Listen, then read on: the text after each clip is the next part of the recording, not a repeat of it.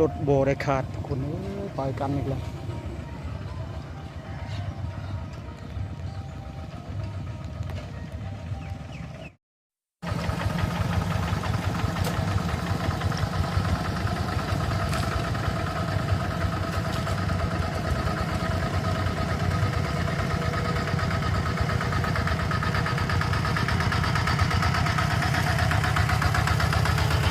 ยังเลิกกระสอบในปลาบ่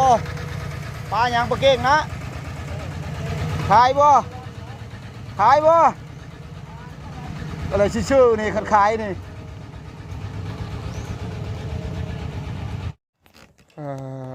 ตัวท่วมแล้วพี่น้องเลยท่วมแล้วน้ำท่วมแล้วฝนตกเบิดมือเบิดเว้น2 มื้อ 3 มื้อพี่น้องฝนตกลินทางไปทางมาก็ลำบากได้พี่น้อง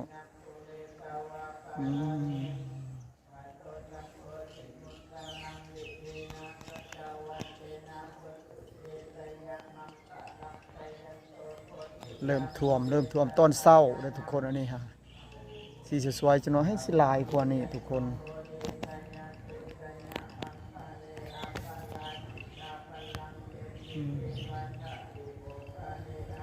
เมื่อนี้ก็คึมพาคึมพลยังบริยุทธ์อยู่ทุกคนนี้แต่ว่ารถจากไปบ่ได้แหละ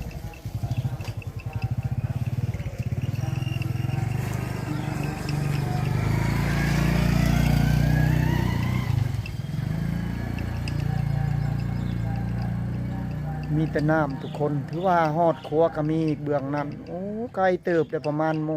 300 เมตรนี่แหละทุกคนเลย300-400 เมตรนี่แหละเพื่อสิฮอดโนนเบื้องนั้น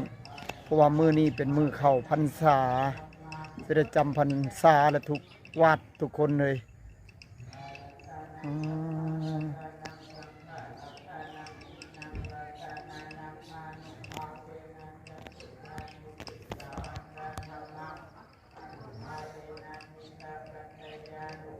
อันนี้ก็อยู่ใกล้วัดทุกคนเป็นวัดบ้านพลม่วงเลยทุกคนเด้อเมืองจำพรแขวงสะหวรรณเขต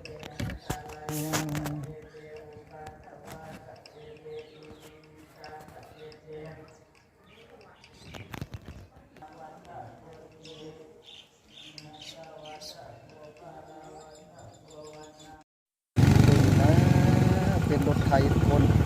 รถไถนี่ไปได้ทุกคนเลยพอเพียงแต่อย่าท่วมจัก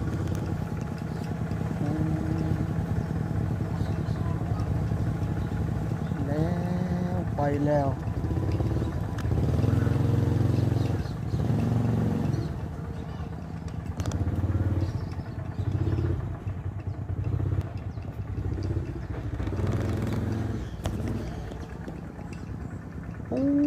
ผู้เลิกอีหลีทุกคนในรถจักรไปบ่ได้ไปนี่ก็เสร็จเลยรถจักรประมาณเพียงขาผู้เลยทุกคน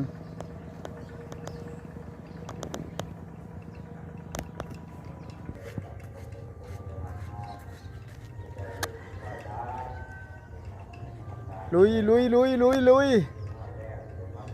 เอารถก็ไปบ่ได้ทุกคนเลยได้ขัดย่างไปทุกคน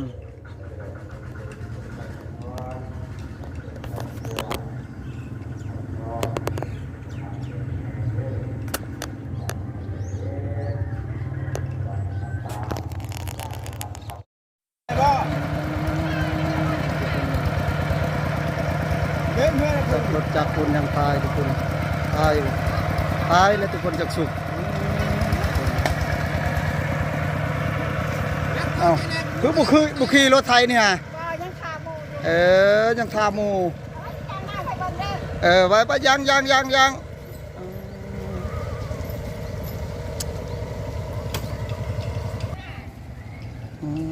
ทุกคนนี่ก็เป็นวัดบ้านพลม่วงทุกคนก็เริ่ม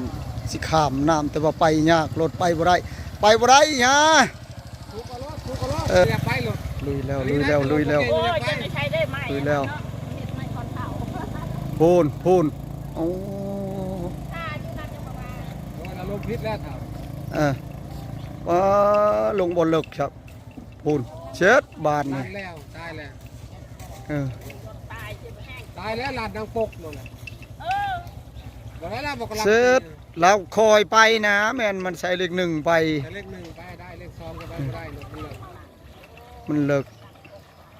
บอกมันเป็นเลิกนะฮันนะ เออ วิทย์ฮันเลยก็วิทย์ มันดังเลยเรียบร้อยเลยดู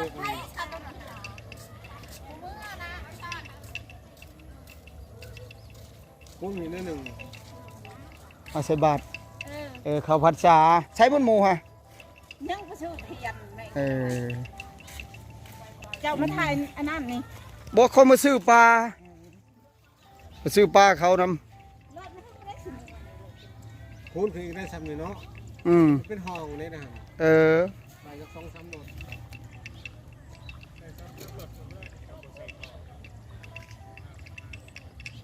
ตายแล้วเนาะรถน่ะบ่อยู่เลยเนาะ ตายแล้วกินหลับเลย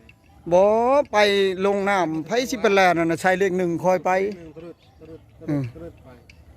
ไปสัตว์อืดบาทเดียวมันบ่ได้แล่นไวไผสิเป็นแลนพอแล่นบ่แล่นเฮาก็บ่แล่นไว้ใส่ใส่เลขหนึ่งไป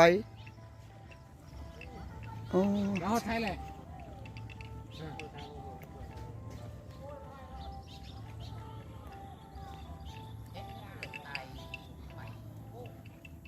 จังหวะนี่แหละโอ้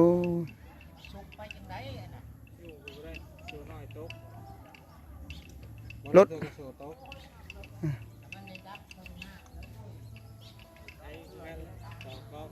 เขาย่านน้ำเข้านี่แหละบริยานหยังดอกน้ำเข้านี่แหละเสร็จแท้ๆแหละอืมรถคอยแล้วบ่ได้ลงน้อยหนึงก็บ่ได้รถคอยกึกเลยแหละคอยยอมคันว่าน้ำแล้วคอยยอมรถโอนน้ำโมเมนต์มันตื่น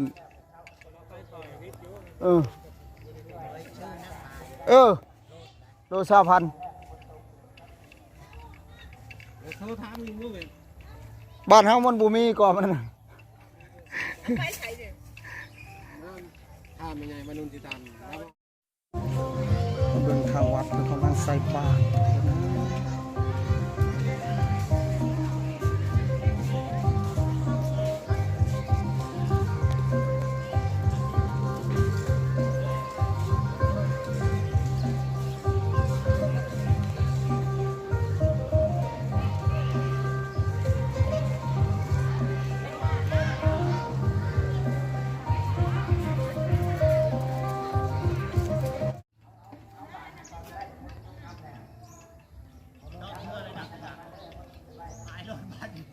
ติดลองมาดู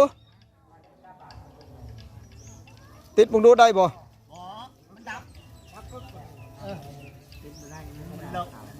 ติดติดบ่ได้บ่ โอ้ยยังติดบ่ได้ดอกในน้ำยังมี อืม ยันบ่ได้ตัวนึงไปไกลนี่ก็มาบอกวัด อืม ไปบ้านมีเท่า อืม รถมันดังแค่นี้ โอ้ ดีเบอร์ แล้วพังเว้านี่ น้ำท่วม นี่ใส่เบิดหมู่มาใส่บาตรหั่น แล้ว เออ มาบ่หลายมื้ เอ นี้ อ ฝนตก ฝนตกเนาะอ๋อทางเมืองก็ลำบากขี่รถไถนี่แหละเนาะไปบาทนี่เออ รถไถมันติดบ่ไป ยังดน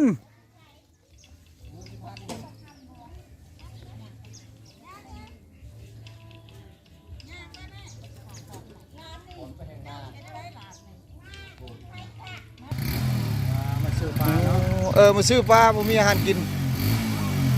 อ๋อคิดว่าตายแล้วยังบ่ได้ตายอยู่เนาะเอ้ยฝนตกอีกเลยไปจังน้อยแล้วฝนตกอันสิไปบ่ได้ฮะ